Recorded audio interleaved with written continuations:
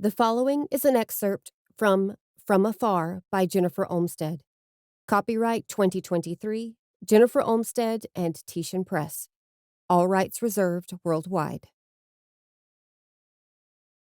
She made a cup of coffee for her commute to a shared office space on the Virginia Beach Southern Point line, and then moved her briefcase next to the front door so she wouldn't forget it.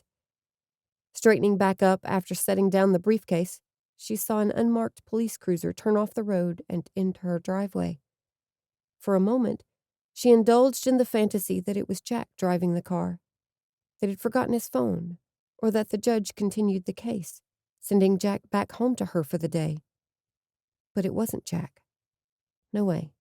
The car bounced too fast up the gravel lane. Country boy that he was, Jack knew to take it slow over the potholes and rough patches. If he had been in a hurry, he would have bypassed the driveway altogether, veered off into the grass, and coasted over the lawn instead. She grabbed the handle of her briefcase and squeezed it tight as though the leather-wrapped metal was her oldest brother Eric's hand. The hand she had held at their father's funeral 23 years earlier.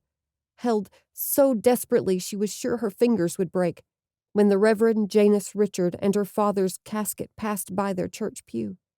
When she knew she couldn't hold herself up one more second without her brother's support. With her free hand, Isabel grabbed the doorknob to steady herself. Captain Marcia Casey, her cropped platinum hair beaming through the vehicle's windshield, was behind the wheel. Isabel started counting out loud, counting down the handful of seconds left of her life as it was, as she loved it, as she wanted it to stay. Captain Casey was smart, dedicated, and perennially overworked. She was at Isabel's house today, only for a duty that she could not or should not delegate. Her cruiser lurched to a stop in front of the barn house, kicking up a cloud of dust. Isabel made out another person in the car. A man's uniformed arm opened the passenger door. "Okay," she whispered, before taking a deep inhale and exhale. She hadn't considered that Jack could have had car trouble and hitched a ride home with his captain. "It's okay," she whispered.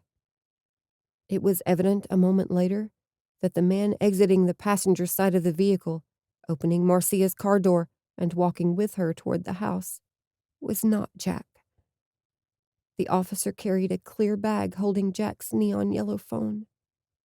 He was present and on duty for an official DN, a death notification. Officers accomplished the DNs in pairs. Jack had conducted dozens of the visits in the Kristoffs' 5 years of marriage.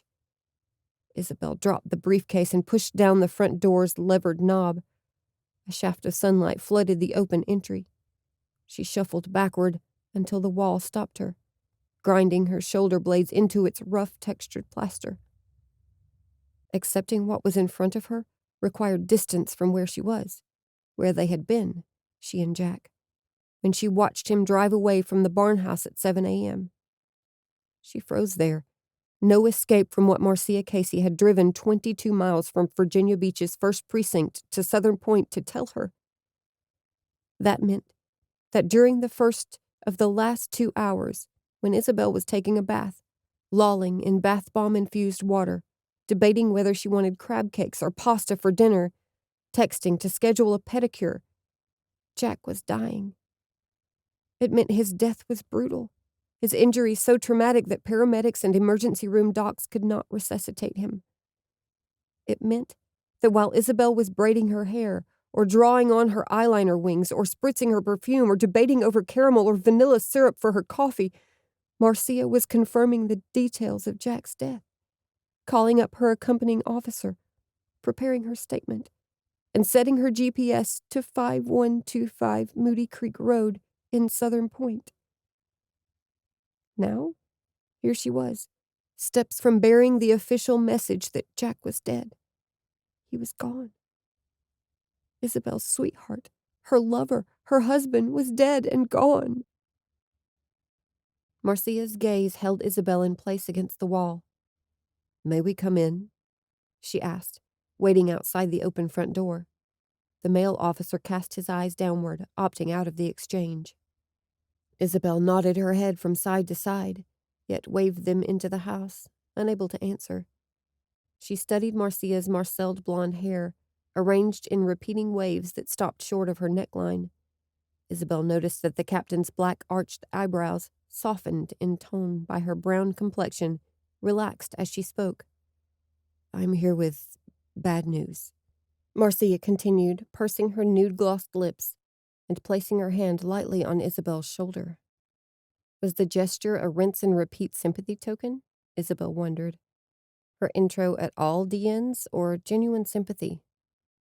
What happened? Was all Isabel could manage before forcing herself further into the wall until she was certain her back was bleeding from scraping against the plaster. She wanted the physical pain right now. She needed it. "It's about your husband, Detective John D. Kristoff," Marcia said, delivering the name in full per protocol before adding, "It's about Jack."